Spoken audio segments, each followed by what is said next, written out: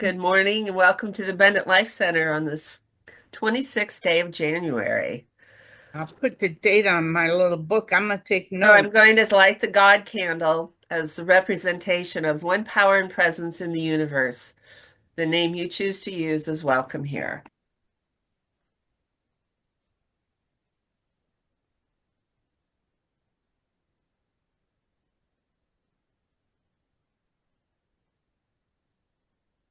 All right. So with that, we will together read our values. Our values. We show up and act with gentle honesty and authenticity, vulnerability, caring, and trust. Open and welcoming hearts, attentive listening to and respect for one another, an intention to connect with the divine, a dedication to community, and a commitment to grow through spiritual practice and service. Okay, and our opening song this morning is one we haven't heard for a long time. Morning Has Broken. And what a beautiful morning it is.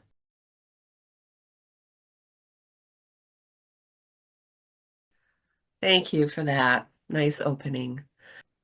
So we're going to have a special introduction by Paul Enberg to begin our new service. This is the first of a four-part series using Thomas Jefferson's Bible, and we're going to discuss it as we go along with Paul, and he'll be the one to lead us in our discussion and introduce this book to us, and will be followed by a meditation and then discussion. So, Paul, unmute yourself and we can begin.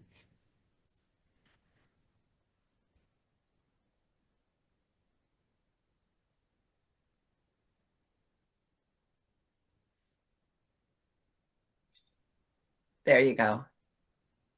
Well, I talked about this book some Sundays ago and showed the interest that I had in it. And I guess all my life I've been looking for a book like this. Hmm. It's I've read a lot of books about how the Bible was created and and also how it is used and more I got discouraged with the Bible that I got at confirmation. Uh, Little story there.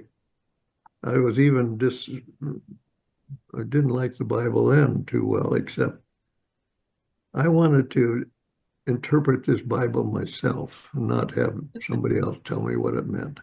Hmm. And when I was in confirmation, both from laziness and stubbornness, I did not learn any of the meanings of any of the commandments and the uh, Beatitudes and all the stuff we were supposed to learn. I knew the basic Beatitudes and those things because in Sunday school we used to narrate that. And but at the last day of confirmation, I went up to the minister and I told him, I says, I only know. Well, he told us that in a couple of days we're going to have a big uh, oral review of this in front of the congregation. And so you guys better know your stuff, you know. Anyhow, I went up to him after the class went out and I told him that the only thing I know is the first three commandments and their meanings. And I didn't even discuss it with him. I just turned around and walked out. And then 3 nights later, we're all in little robes and garbs in front of our relatives. And he started, okay, so now it's time for the Inquisition or whatever he called it. And he's going to go ask each student what some of these meanings are. And he started out, he says, Paul Enberg, will you please come up? I came up and he says, I'd like you to give me the first three commandments and their meanings. and I rattled them off like I was a smart ass and sat down. And he never called on me again. And I was lucky I escaped scrutiny. But it was more than that. It wasn't just laziness. I was kind of a stubborn guy. I wanted these meanings to be my meanings and not something that some church guy told me. I wanted to say it the way I believed in it. I wanted this to be my religion. Well, they didn't want me to be that way. I got discouraged with it, and the end result is that when our kids came, we brought them through a little church stuff for a while, but they got disinterested in it, and we just gave it up, the whole idea, discussing church in our family. And it wasn't until I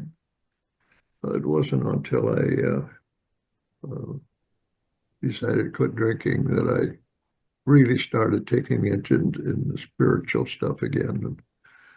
And it ended me up in the Course in Miracles and the Unity Church and the ALC, where I started being interested in the meat of of a religion.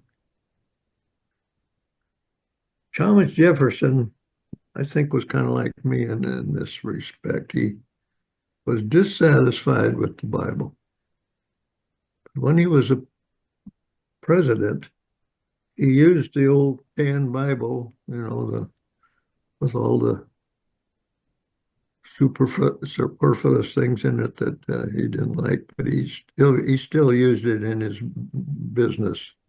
And it wasn't until after he retired that he decided to do something about his urge to have a Bible that really got down to the meat of what Jesus, close to we can find out what Jesus said, and to discard the rest of the Bible that was written by others that didn't even know Jesus and understand his principles. And he went about and did this in, it says here in the late 1819, early 1820. Anyhow, he bought a Bible, and then he had another book that was just pages, and he cut and snipped out all of the stuff he wanted in the Bible. He cut and pasted it in this other book, and that became the Jefferson Bible. Never was printed when Jefferson was alive. In fact, it wasn't the first prints they found of it was in the 1890 sometime. Went a long time before anybody actually got to start reading this. I mean, it's been a very popular book since then. I didn't realize it, but I never much of a Bible reader, so I might have missed it for that. But anyhow, the Bible that finally emerged around close to 1900 was Jefferson's attempt to write a book that closely aligned with what Jesus was teaching or what came from his mouth, and to discard anything that had a miraculous or outlandish idea that it could have actually ever happened. And the book is fairly straightforward. He took the job of shuffling back and forth in the New Testament, and he just wrote a Bible that's consecutive from the beginning to the end.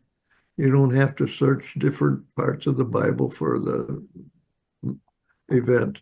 It's in one place, and then he goes on. I like the Bible. I like this Bible for that reason. It's easy to read and know where you are.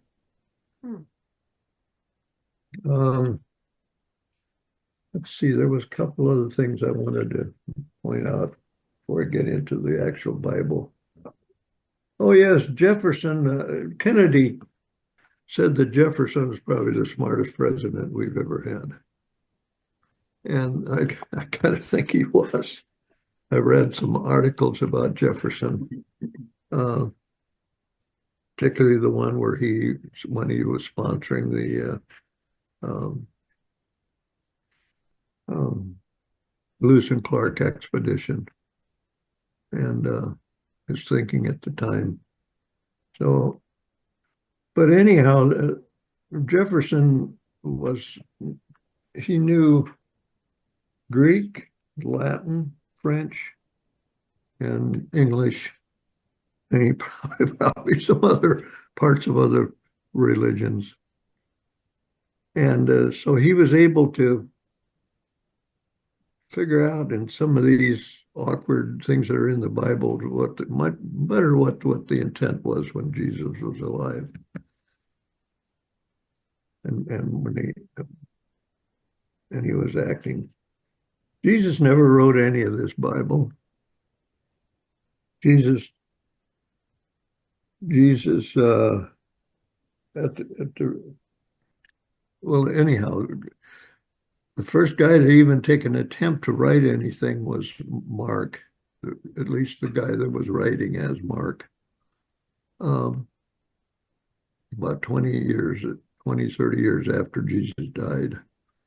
And the rest of the Bible didn't get started to be written by people who called them, which were identified as Matthew, Mark, Luke, and all the other people in the Bible. It really didn't get written till after the first century. And it was in scattered uh, writings all over the area. It wasn't in a consolidated place. But I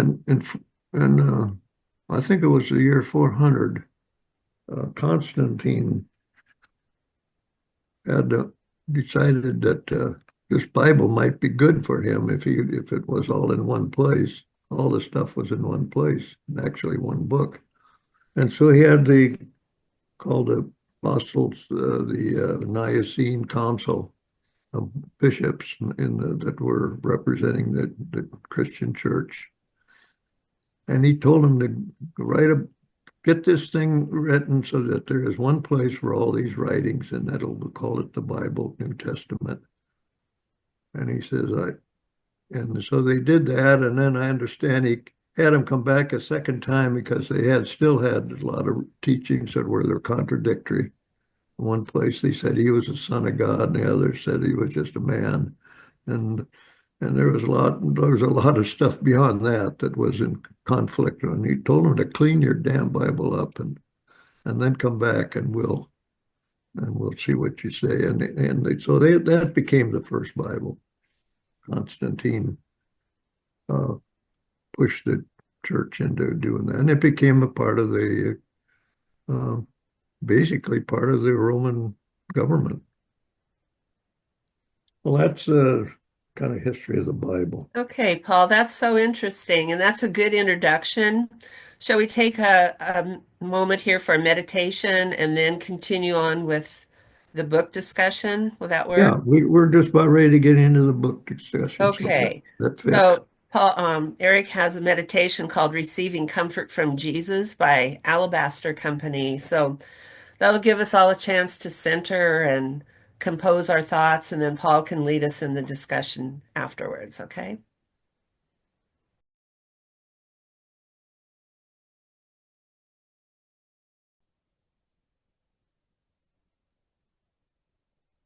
Oh my. Okay. Paul, would you like to continue? And you can unmute your microphone and we can continue the There discussion. now, am I You're on? on. Thanks. Okay. Before we start, there's one more section I want to at least I want to talk about. Um, this this Bible that um, Paul wrote, um, I get back, the Christian religion, one of its most dominant ideas is the idea that you believe in Jesus, you'll go to heaven. That there is a heaven, actually, you're going to somehow, spirit or half spirit or something, you're going to go to heaven if you accept Jesus as your Savior. That was an idea that they believed didn't come from Jesus. It's an idea that Paul generated when he was teaching uh, the gospel in the various places. And Jefferson, I think, was aware of that. And you will find no place in here, at least I haven't found them, where Jesus indicates that he believes that that Jesus was God's son, and you're going to, and he sits on the side right next to God, and you'll get to go to heaven if you just believe in Jesus. Now he does talk about a heavenly thing may happen once in a while. It slips in there might be a heavenly end of something, but he doesn't define it, doesn't dwell on it. In other words, according to this Bible, you do your job here on earth, and you die, and that's it. And whether or not there's something afterwards, you really have to figure that out for yourself. Now let's go to the.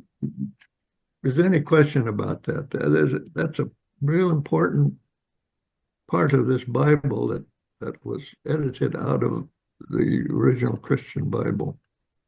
Anybody any comments about that?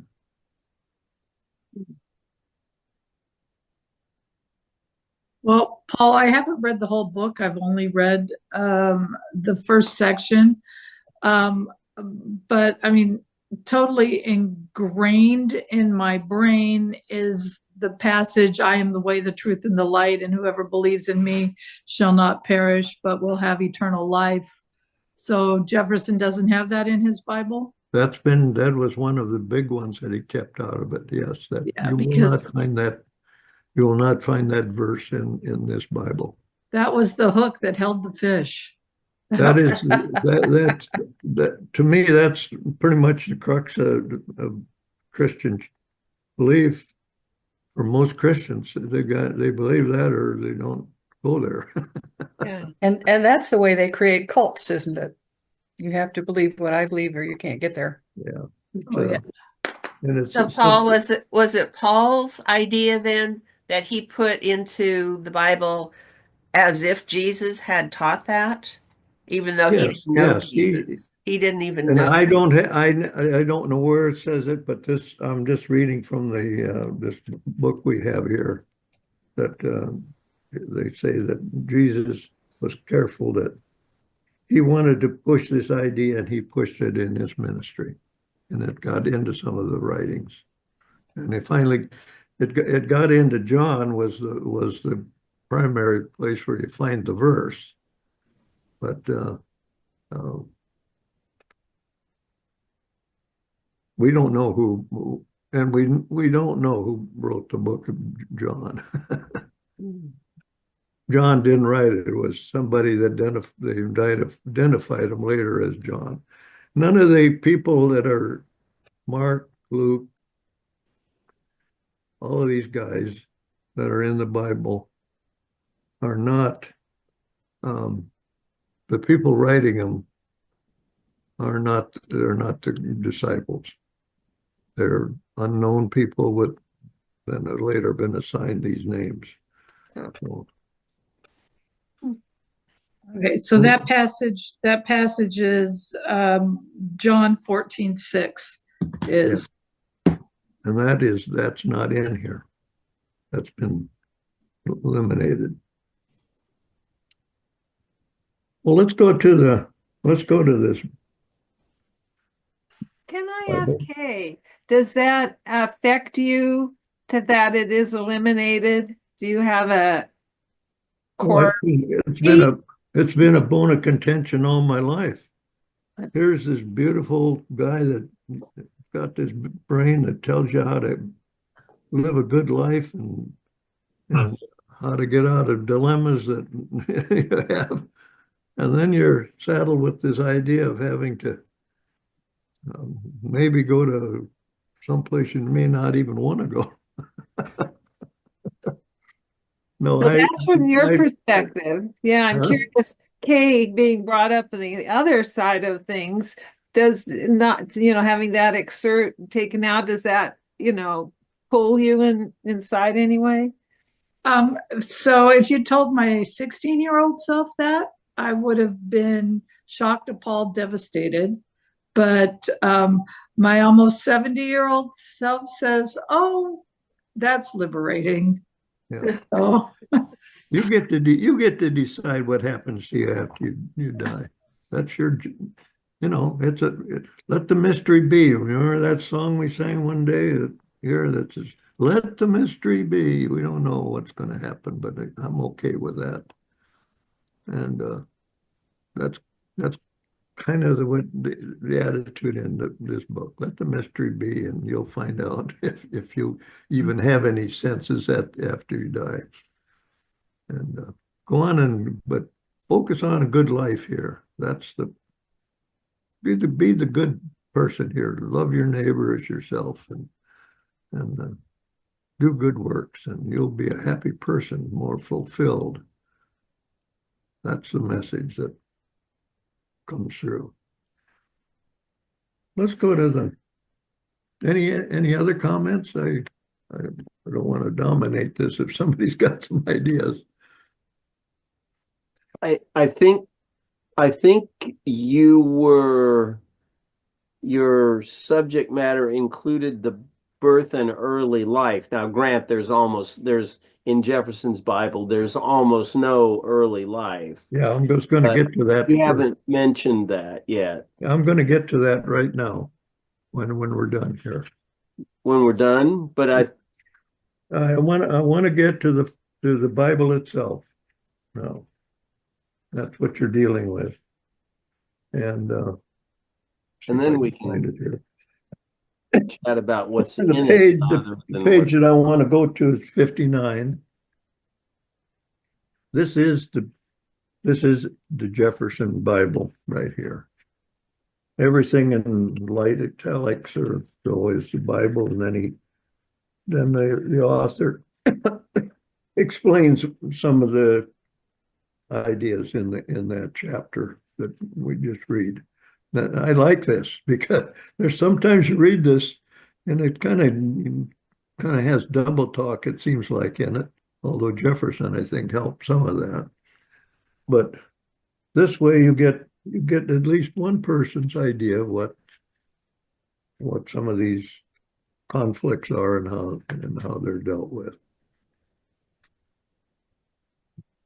The life and morals of Jesus of Nazareth, Redux. What the hell that means, I don't know.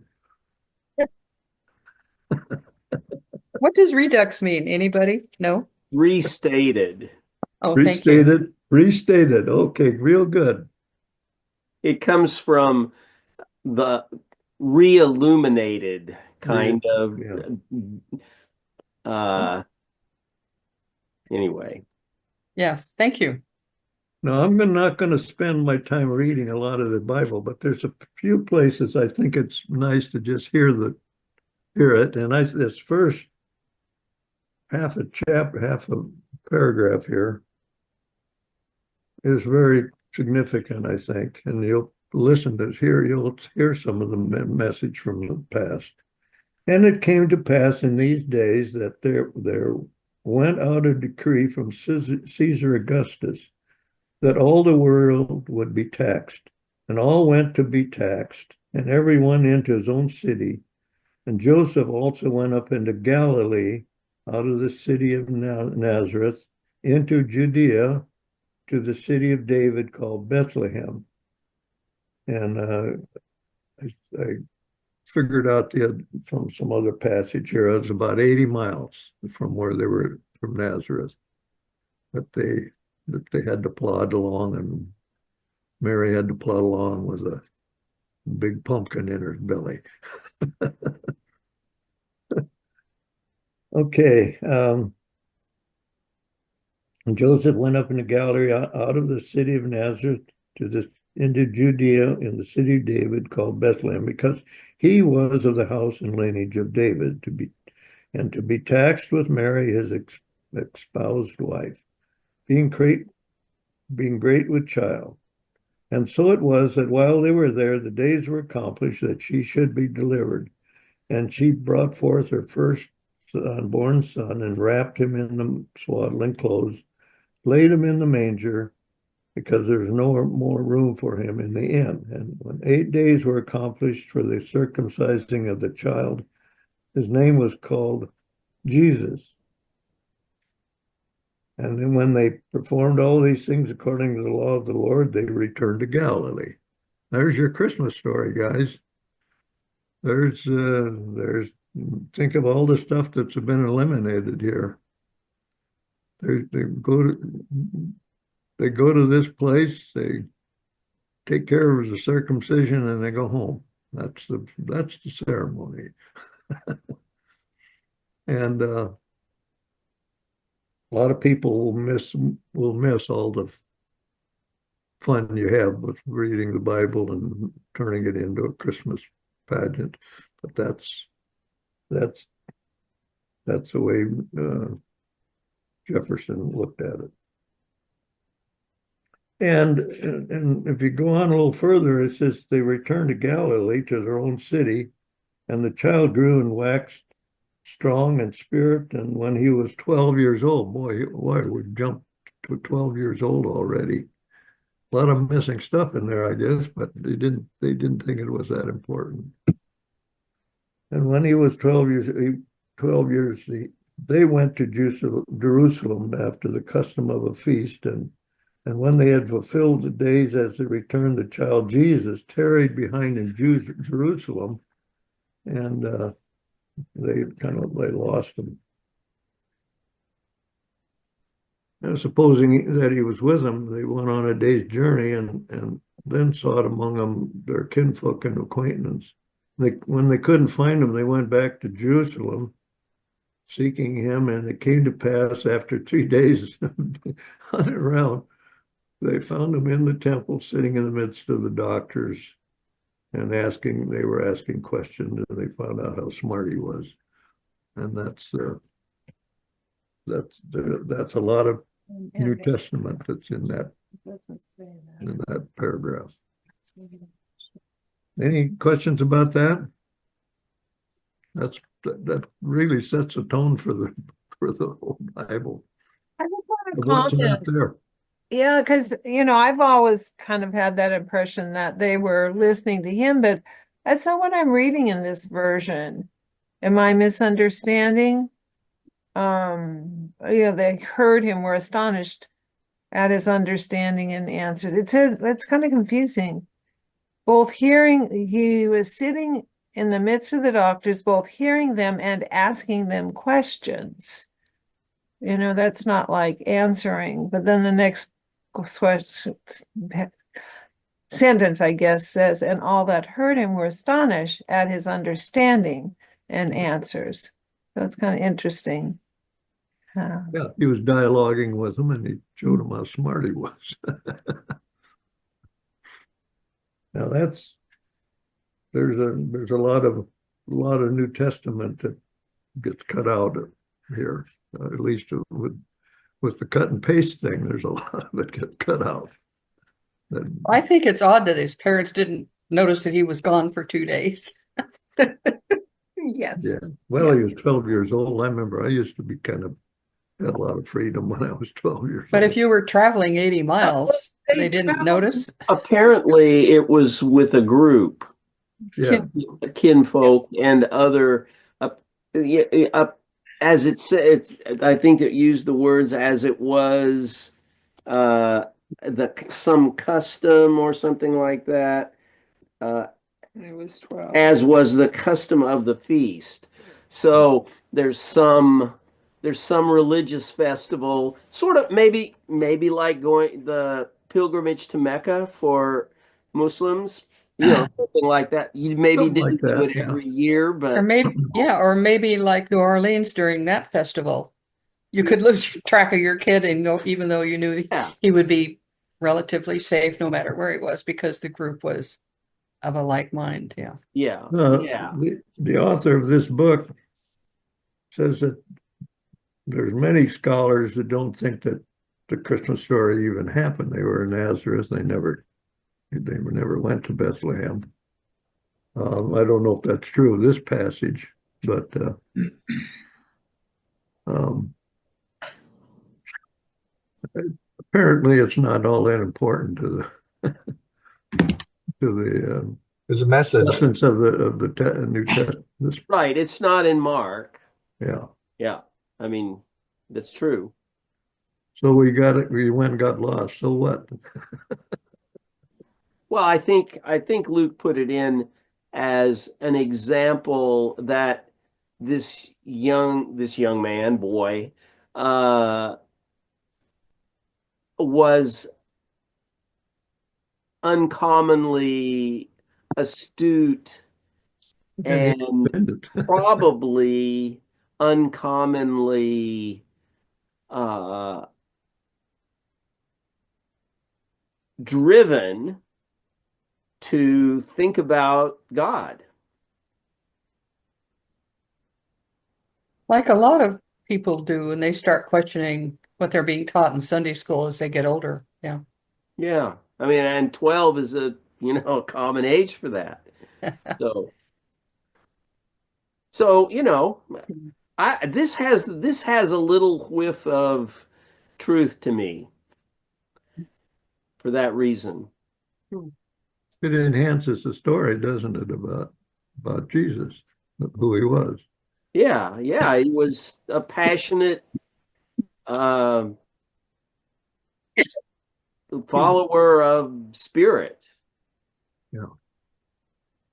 And what I also liked was how Jefferson compares some of the miracles to miracles of other religions, like in the Bhagavad Gita and those. It was common to have some kind of miracle in your story, by gosh. Yeah. Yeah. You'll get a lot out of just reading the author's comments here. Mm-hmm. Learn Oh the yeah, the things is the, the more, much or boldface. more from that than you do the actual Bible reading. Well, And yeah. you have to decide whether you agree with them or not, but you got to remember you've got to kind of decide that for the stuff's in the Bible too.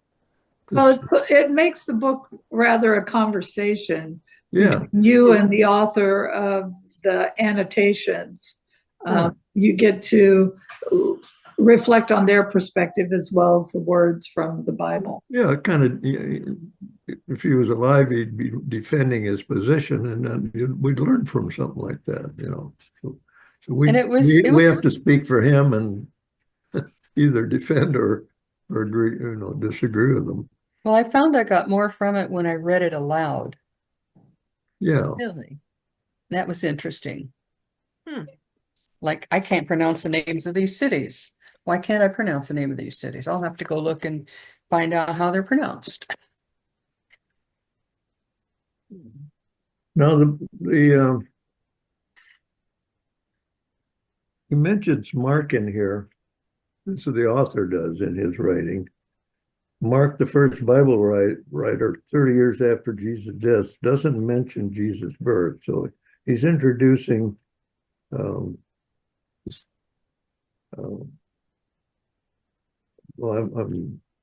yeah, it's Mark. I'm thinking of Mark is the book of Mark. Is it Mark? Yes. He's the second in the regular Bible. Matthew, I believe, is first, and then it's Mark.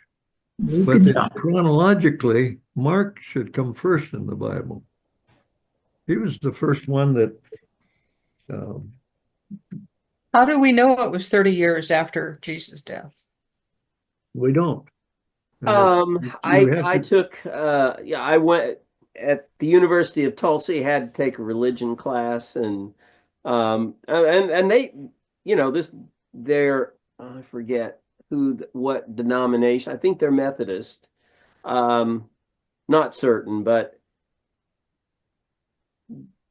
the professor, well, I mean, we actually talked about the how they age the contributory documents, and it has to do with spellings and how things are spelled and And idioms. phraseology Yeah. that occurs in other documents from the period. That was why the Dead Sea Scrolls were so important to biblical scholarship, because there were all these other things that were talked about that they could put a date on, Yeah. events that they could put a date on, And and correlate. Yeah. yeah, and correlate the language in the spiritual texts to, at least, to put them in a 20 to 40 year time window based on the way people wrote. Oh, okay. yeah, you have to think not on a specific date, but maybe more chronologically how things unraveled. Yeah, This for came sure. before that, and this, and then that gives you get some sense of what's going on that way. Um, And another thing that frequently confuses things are idioms from one generation to another. would you say And are idiots? idiom, IDIOM, idiom. Yes. Yes, idiotic expressions. You got it, Paul.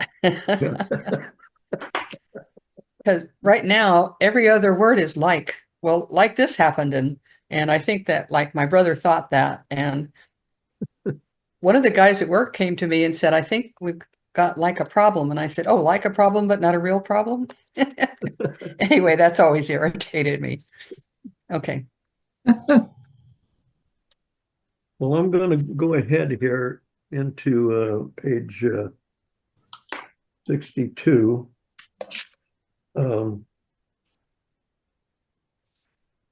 Let's see, what did I have here?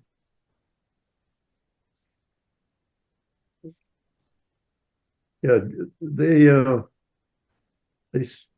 yeah, this is when Jesus now is 15 years old, and he goes out and hunts somebody to baptize him, and he finds No, he John the Baptist here.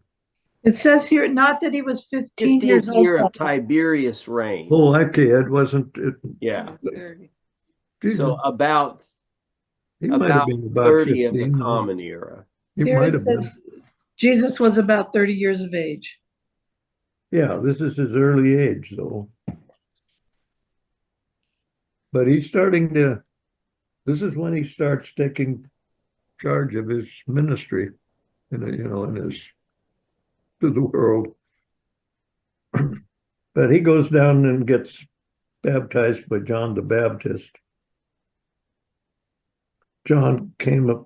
Jesus came from Galilee to Jordan to John to be baptized by him. Matthew 3:13. And so that's when he meets John, or Mark, excuse me. And then the story goes into well, obviously, how does this still here? Oh yeah, this is when he gets into the was it the business that the scribes do in the where they sold oxen, sheep, and doves and changed money, and he learns this. And then the thing goes on where they bring the decision to have Mark killed. Or not John the Mark, Baptist. the son of John the John the Baptist. Baptist, excuse me. Mark talks about son of John the Baptist. Um, and then there's this little story here about how I guess Herod, is it Herod? Yeah, Herod's wife doesn't like John the Baptist and she wants him killed, so she works out a deal to get but she doesn't want to tell her husband, and so she sets it up so that Salome, what's her name? Salome? Huh? Salome? His it? daughter. The daughter, He anyhow. doesn't say her name. True. She's the one that goes in and asks uh, uh, Herod for the head of John the Baptist, and he quickly apparently Herod isn't too sure of himself either, but he goes ahead and does it, and they deliver. They go. He has his agents go kill John and take the head in on a platter and show it to the little wife. Now, I don't In know my curious mind, I want to know what she did with the platter. Did she keep it in her bedroom or Oh, in on top of the piano or where? maybe she stuck it in the oven. I don't know. I This thought, is- okay, you got By the that, way, now this is what? not the same Herod. This is his son. Oh, the son of Herod? This is, yes, Herod the second. Okay. Yeah, it's not the Herod of the Christmas story, is it? No, Uh, no, that one guy had died. Yeah. Some Yeah, people, there's a lot of duplicate names that pop up, and you got to be careful. Yeah, here too. How many people do we know named Jesus that should probably be pronounced Jesus? But that's okay. I don't think there's too many duplicates of him in here. And there were other people named Jesus at that time too. Yeah, yeah. I think what I think is when I think of some of our people in our time that were born just knowing stuff, like I don't know, like Beethoven, Yeah, they just knew stuff. it's in I their could see blood. that somebody of the time of Jesus, with Jesus being one of those people who came in just knowing stuff, just having the ability to work through concepts and ideas and sort them out and make the sense of them and communicate. So that doesn't bother me. I'm sure that there was smart people in his gang. He had around 50 of them that were trailing him around the country there for a while. And Roadies, yeah. I bet there was a few smart ones in there.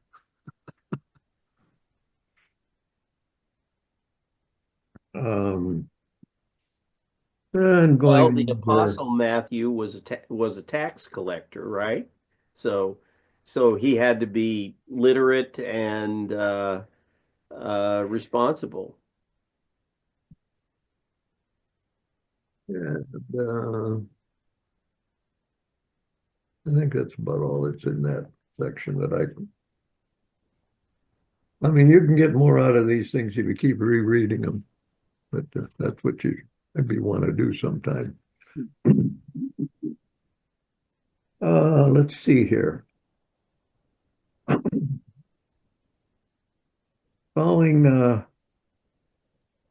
Following John's imprisonment and murder by Herod, Jesus returned to Galilee. Now I'm reading from the author's notes here. He This is Eric's part.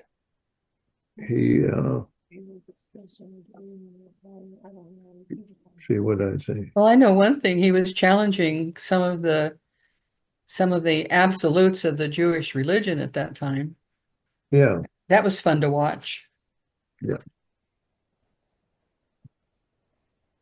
Jesus returned to Galilee, which was being ruthlessly controlled by the Romans, and continued where John left off and began his short 1 to 3 year public life.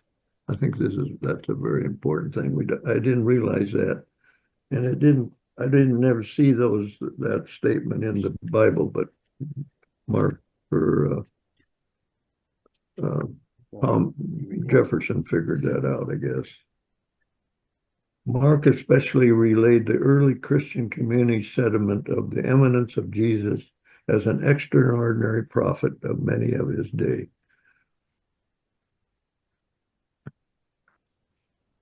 So how far are we going today? Did you and Eric? I'm just about done here. I got one Okay. more page here. Okay, yeah. Now, let's see here. Well, I'll skip ahead here.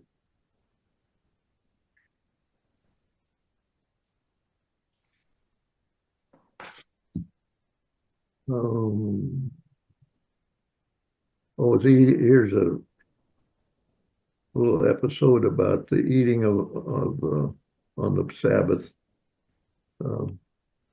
And Jesus finally says, "Oh, there's nothing wrong with doing that. The Sabbath was made for man and not man for the Sabbath." Yeah, I like that one too. I like that. We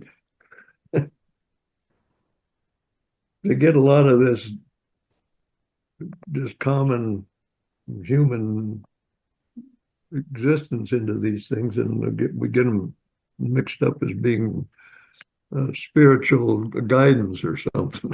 Sometimes it's just when you got to go to the bathroom, you got to go. You don't have to make a biblical statement about it.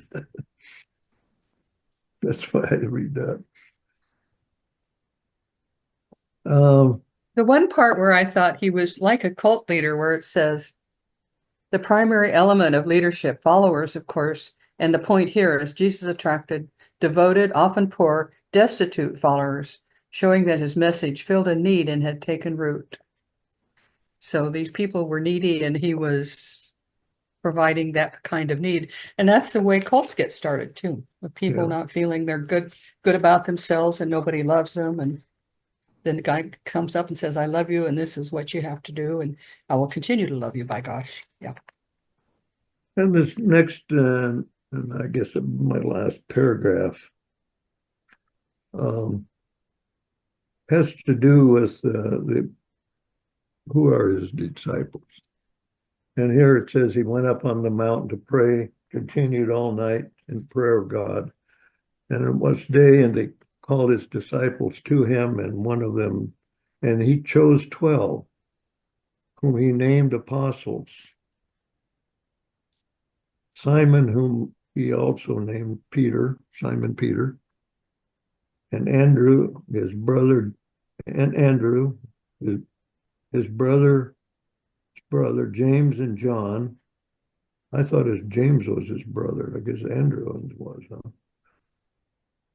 James and John, Philip and Bartholomew, Matthew and Thomas, James the son of Alphaeus, and Simon called Zealots, and Judas the brother of James. Which James? Yeah, okay. So anyhow, there's his 12 disciples. And he came down with them and stood in the plain and in the company of his disciples and a great multitude of people out of Judea and Jerusalem, from the seacoast of Tyre and Sidon, who came to hear him. So he did something pretty important. He chose 12 disciples, but he had a lot of other followers that still tagged along with him. But the actual apostles, he names them here. Now, these guys, sometimes their names show up in the Bible as authors, but they're not the same people. There's no duplicate, according to Jefferson's statement here, that for the author's statement that any of the names are like Mark or Luke or these people, but when they have their name in the Bible, are not the same people that were the disciples. They're not, they're different. And I guess it kind of has to be that way because the time when this Bible was written was quite a different time. Well, that's about all I have here for right now. Oh, I can I could ask go a into the question? Beatitudes, but Can I ask a question in that verse? Jesus refers to David eating the consecrated bread. Does anybody know what David that was and what story that was? That I don't know. The David of the slingshot. Okay. Yeah, I don't, you think it king. was? Huh? The David. You think it Of was David the and Goliath. David? Right. Yeah. I thought he was a lot older than that. What? I thought he was a lot older. Who? David. David. He's Well, it's yeah, it from- was a long from the time Old ago. Testament. Jesus is referring to Oh, he's referring to it. he's referring to Yeah. David I see eating, as an example of what you can human do. the requirements to support human life being more important than, some The law. totemic exaltation of a particular loaf of bread. No, And we I can, have, I That's have for a, a neutral statement. and I have a problem with the Beatitudes. You do? Oh, yeah. well, Carol that's what- doesn't think want. that's next that's week. the next chapter. We'll talk about it next time because I think we might be running out of time here. Cheryl, how are we Do you doing? want to talk about the Beatitudes or? should Next we- Well, that time. wasn't part of the assignment for this time. No. So next time we'll do that.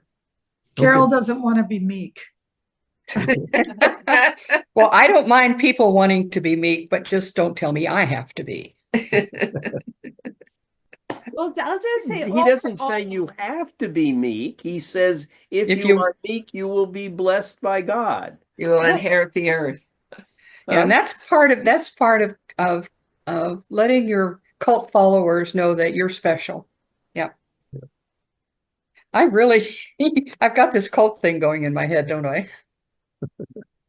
Well, as I read some of this, just in general, commenting on it, the later things, not what I've read so far, because they haven't really said much of what Jesus said this. It hasn't been quoted much to this point. It was kind of like, this isn't the way I picture the things I remember about Jesus's teaching or the detail of what I remember. So when we get there, it'll be interesting. But Well, Linda, this is- Jesus didn't write down anything, and nobody that was alive when he was alive wrote the Bible. Right, So right. they know what Jesus said.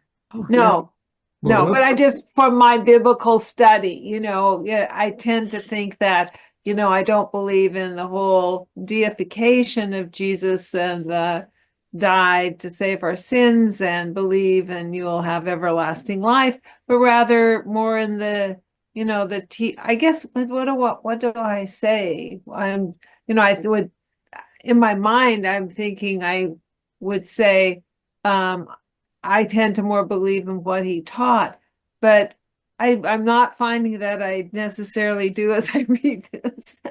I'm challenged by it and wonder.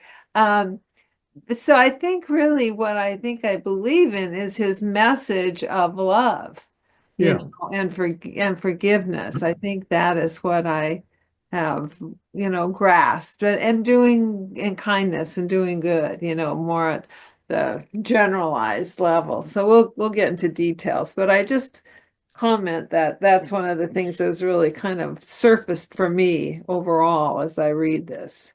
Well, his whole ministry, this is the beginning of his ministry. From here on out, he goes around and with his disciples talking to people and it's a 1 to 3 year journey. I guess they're not sure of how long it was. But that's where his work has been done. That's where his ministry is in this next 1 to 3 year period before he gets in trouble and gets crucified. Because I've always heard he was like 32 or 33 when he was murdered. Yeah, I think the 3 years is the common vocabulary I've heard, and what I'm gathering is scholars as they've researched it don't find that it's that clear. It states 3 years in John. Yeah. And the truth of the matter is, John is the religion. John is the genesis of the religion. It And does, he's kind of the reprobate of the whole bunch. They said he's kind of pardon? he's kind of a reprobate of the whole bunch, kind of the wild one. But he does carry that important message in the other Bible that the only way you're going to get to Jesus and go to heaven is Right. through Jesus. To me, it's almost the basic cornerstone of the Christian religion. Definitely. That paragraph. You gotta believe in Jesus, or you ain't going to heaven, fella. And that's when the Indian said, well, why did you tell me about him anyway? Yeah.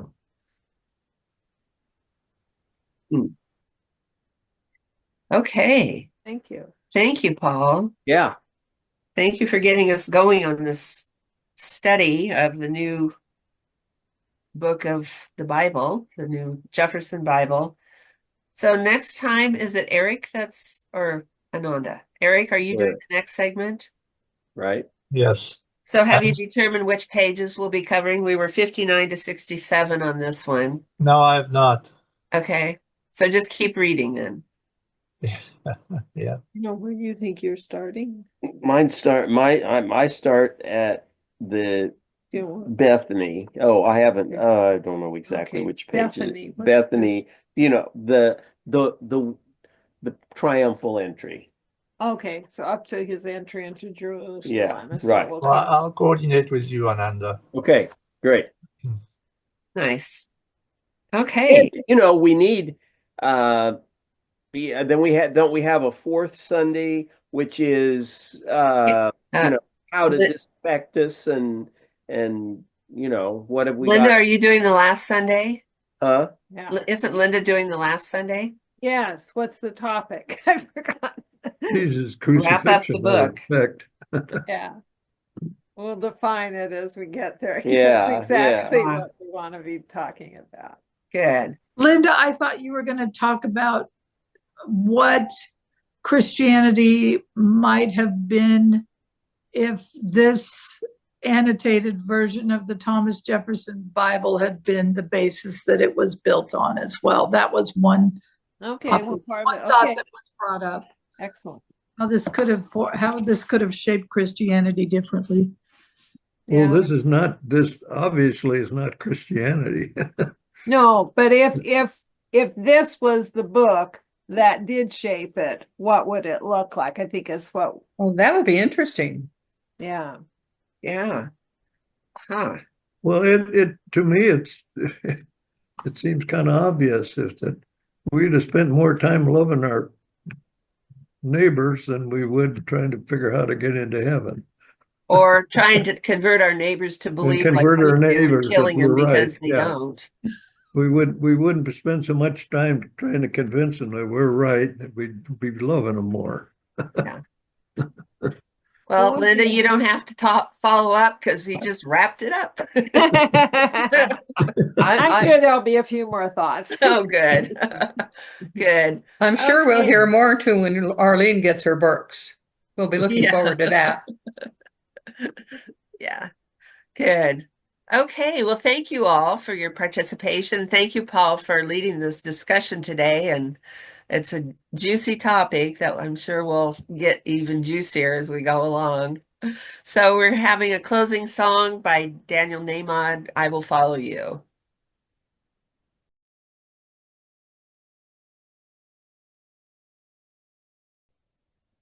So with that, let's unmute ourselves and greet each other with namaste before we do our prayers and our announcements. So Namaste. namaste to you. Namaste. Namaste. Namaste. Namaste. Namaste. Namaste. Namaste. Namaste.